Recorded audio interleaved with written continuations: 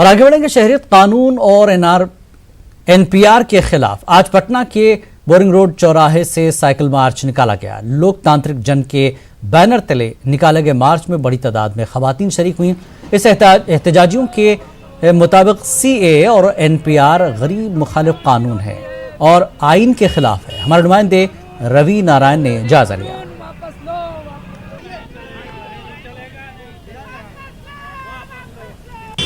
CAA और NPR के विरोध में पटना में साइकिल मार्च निकली है और ये आप नज़ारा देख रहे हैं पटना के यहाँ पे हाई कोर्ट के गोलंबर से और बोरिंग रोड चौराहे से निकल करके ये साइकिल यात्रा जो है जिसमें बड़े संख्या में जो लोग हैं वो शामिल हैं और ये साइकिल यात्रा के जरिए जो है वो एक संदेश देने की कोशिश है जिसमें एनपीआर और सीएए का विरोध किया गया है।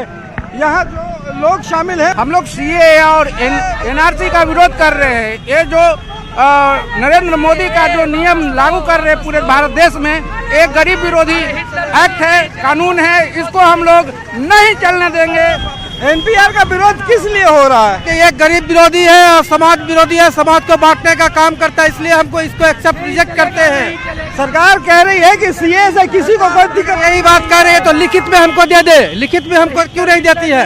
सारा काम लिखित में करती है और ये काम लिखित में करने में डरती है, झूठ बोलते हैं। कानून जब आया है तो वो लिखित ही है। लिखित कहाँ है? लेकिन प्रधानमंत्री कुछ बोलते हैं, अमित शाह कुछ बोलते हैं, दोनों दो बात बोलते हैं एक ही दिन में, कैसे चलेगा? देखिए ये विरोध है। यहाँ पे आप देख सकते हैं कि जो कार्यकर्ता हैं वो निकले हैं बड़े संख्या में और ये सीधा विरोध कर रहे हैं सीएए और एनपीआर का। ये पटना से निकलने वाली ये जो साइकिल यात्रा है तो सारे लोग देखिए गले में बैनर लगा करके मोटरसाइकिल से और ये सीधा विरोध कर रहे हैं सीएए और एनपीआर का।